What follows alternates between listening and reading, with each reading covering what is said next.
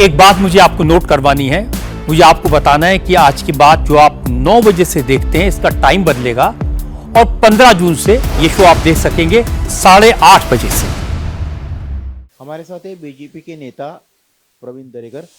दरेकर साहब, जिस तरह से चल रहा है मोदी सरकार को 12 साल हो गए हैं, एक तरफ टीएमसी है, एक तरफ एनसीपी है, एक तरफ उद्धव ठाकरे शिवसेना है। उद्धव ठाकरे शिवसेना के कुछ सांसद जो है वो संपर्क में होने की शिंदे जी की बात आ रही है। उसको लेकर ये भी आरोप लग रहे हैं कि बीजेपी और उनके सहयोगी जो है सिर्फ तोड़फोड़ की राजनीति करते हैं और कमजोर है। नहीं, मुझे लगता है कि बीजेपी कमजोर नहीं, बीजेपी सदैव काम करते रहते हैं पार्टी के हित में, लोगों के हित में, और राजनीति कैजुअल नहीं लेती है, ना लोगों को कैजुअल लेती है ना राजनीति कैजुअल लेती है। इसलिए हम कितने भी भक्कम है, देश में सत्ता है, राज्य में सत्ता है, कॉरपोरेशन में सत्ता है, 70% देश के भूभाग पे भारतीय जनता पार्टी की सत्ता है, एनडीए की सत्ता है, तो भी हम सो के नहीं रहते, घर में बैठ के नहीं रहते।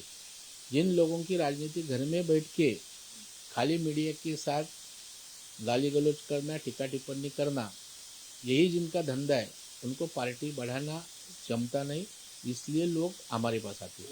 कि इतनी आपकी सत्ता है पूरे भारत भर में 70%, तो आपको बाकी लोगों की जरूरत क्यों पड़ रही है? एनसीपी हो या फिर उद्धव ठाकरे शिवसेना हो, उनके क्या लोग अपने आप संपर्क में आते हैं या फिर क्या है?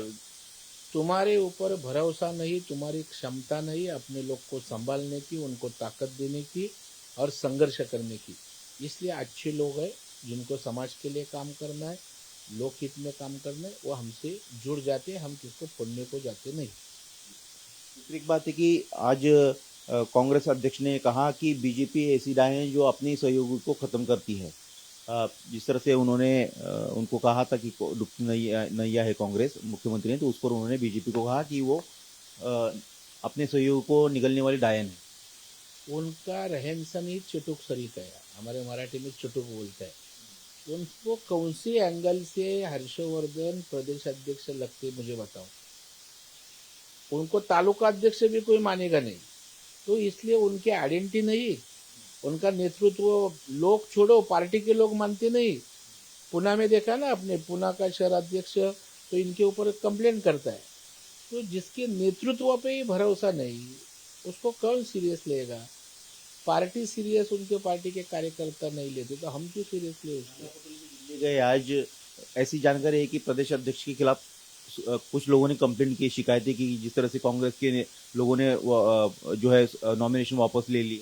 हम तो बोलते हैं कि हर्षवर्धन सबका ही प्रदेश अध्यक्ष रहे, तो कांग्रेस खत्म करने के लिए किसकी जरूरत नहीं।